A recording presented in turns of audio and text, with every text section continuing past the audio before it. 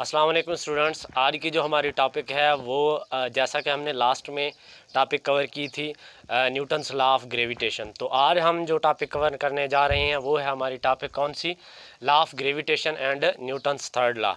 ये जो टॉपिक है ये रिलेटेड है किससे, यानी हमारे पास ये दो टॉपिक्स हैं। एक तो हमारे पास ये है कि Newton third law of motion को हम कंपेयर करेंगे लॉ ऑफ ग्रेविटेशन से।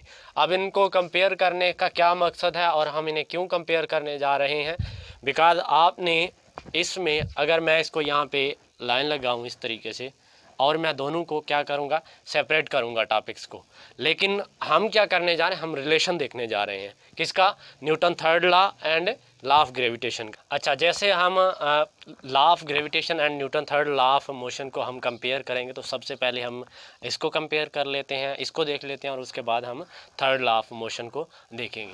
फर्स्ट ऑफ ऑल, जैसे हमारे पास है लॉ ऑफ ग्रेविटेशन, तो इसमें हमारे पास अगर टू ऑब्जेक्ट हैं जिनका मास m1 और m2 है, ठीक है, और इन दोनों के बीच में जो डिस्टेंस है उसको हम d से भी नोट कर सकते हैं और r से भी कर सकते हैं। यहाँ तक अच्छा कैसे होगा, ये यहाँ से लेकर यहाँ तक r1 और यहाँ से लेकर यहाँ तक r2 हो जाएगा, ठीक है।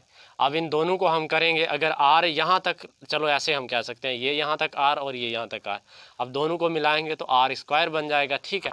तो न्यूटन लॉ ऑफ ग्रेविटेशन क्या कहता था, वो कहता था कि F इज़ इक्वल टू है किसके, G gravitational constant into m1 m2 divided by r square, ठीक है।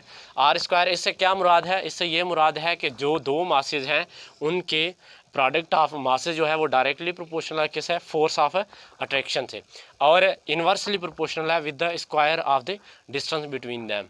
अच्छा, अब यहाँ पर क्या होगा कि आप यहाँ पर देखें, अगर हमारे पास मास m1 है और ये m2 है, अगर ये इस पर यहाँ पर फोर्स लगाता है तो ये यहाँ पर क्या होगा, इस पर भी फोर्स लगाएगा।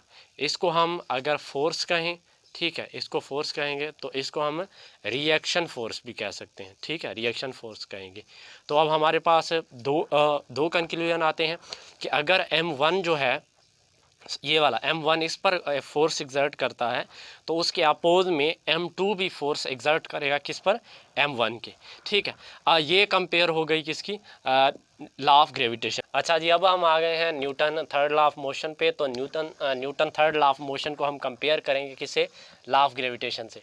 तो Newton third law of motion भी is the same here, just like we have a wall here, ठीक है। ये अगर हमारे पास कोई वाल है और ये हमारे पास क्या है, बाल है। अब हम क्या करते हैं, इस बाल को थ्रो करते हैं इस तरफ वाल पे, ठीक है। अब ये जो बाल का फोर्स है यहाँ पर, ये एक फोर्स कहलाएगा, और आपने देखा होगा कि जब हम इस बाल को इस वाल के साथ ज़ोर से हिट करते हैं तो ये बाल जो है वो वापस आता है। किस वजह से आता है, बिकॉज यहाँ पर रिएक्शन फोर्स जो है वो अपोज में क्या करता है, रिएक्ट करता है, तो इसे हम रिएक्शन फोर्स कहते हैं, ठीक है।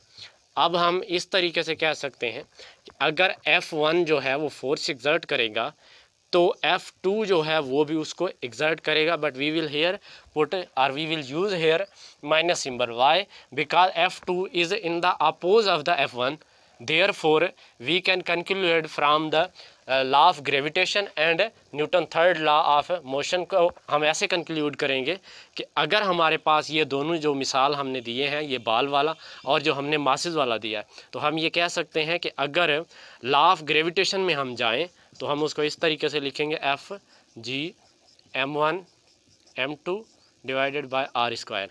अच्छा, अब हम यहाँ पर क्या करेंगे, दो तरीक़ों से हम कंपेयर करेंगे कि अगर ये इस पर फोर्स अप्लाई कर रहा है, यहाँ पर फोर्स F1 है, तो ये जो है ये भी इस पर अपोज में फोर्स लगाएगा, तो इसको हम नाम देंगे -F2, ठीक है। अब हमने कंक्लूजन यहाँ पर क्या निकाला है कि जो Newton third law of motion है एंड लॉ ऑफ ग्रेविटेशन है, ये जो हैं दोनों ही आपस में इनका रिलेशन है। किस तरीके से इनका रिलेशन है कि अगर ये यहाँ पर बाल जो है वो हिट करता है वाल पर और वाल इस फोर्स अप्लाई करेगी, कौन सी, रिएक्शन फोर्स। सेम तरह से यहाँ पर जो दो मासेस हैं उनका फोर्स भी एक्शन और रिएक्शन में कहलाया जाएगा। तब हम कह सकते हैं कि Newton third law of motion and law of gravitation have a same relation.